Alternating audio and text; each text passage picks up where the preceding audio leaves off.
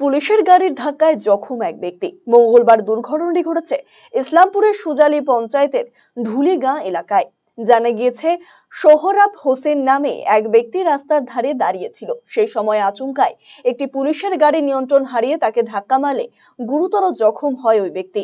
তড়িঘড়ি তাকে উদ্ধার করে প্রথমে স্থানীয় স্বাস্থ্য কেন্দ্রে, পরে ইসলামপুর মহকুমা হাসপাতালে নিয়ে যাওয়া হয়। ঘটনায় ক্ষোভ প্রকাশ করেছেন এলাকাবাসীরা।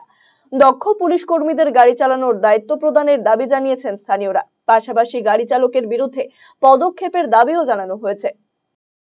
এখানে সকালে একটা অ্যাক্সিডেন্ট হলো আধা ঘন্টা আগে। বলতে যে গাড়িটা একটা পুলিশের গাড়ি ছিল, পুলিশের গাড়ি নিয়ে অ্যাক্সিডেন্ট হয়েছে। দেখেন, এগুলা পুলিশ হোক চা পাবলিক হোক, সবার জন্য যে কানুন ধারা যেগুলো আছে সবার জন্য সমান হবে। পুলিশের গাড়িটা দাঁড়িয়েছিল, নতুন ছেলে মনে হয় যে গাড়িতে চাপে একেবারে পুরা ঢুলিগাঁ মোড়টাতে 3-4 রাউন্ডটা মেরেছে। ওই গাড়িটা সামলাতে পারেনি। এসকেলেটারের পাটা ছিল, কিন্তু ব্রেক ট্রেক এই সম্বন্ধে গাড়ি চালাতে ও জানেনি, সেই জন্য এই ঘটনাটা হয়েছে। পুলিশ আছে, এখন পুলিশ দেখছে, বড়বাবু রামগঞ্জ থেকে এসছে। কিন্তু পুলিশের গাড়ি হোক চা পাবলিকের গাড়ি হোক, ব্যাপার হলো সবার জন্য একই কানুন, একই যেন অ্যাকশন হয়।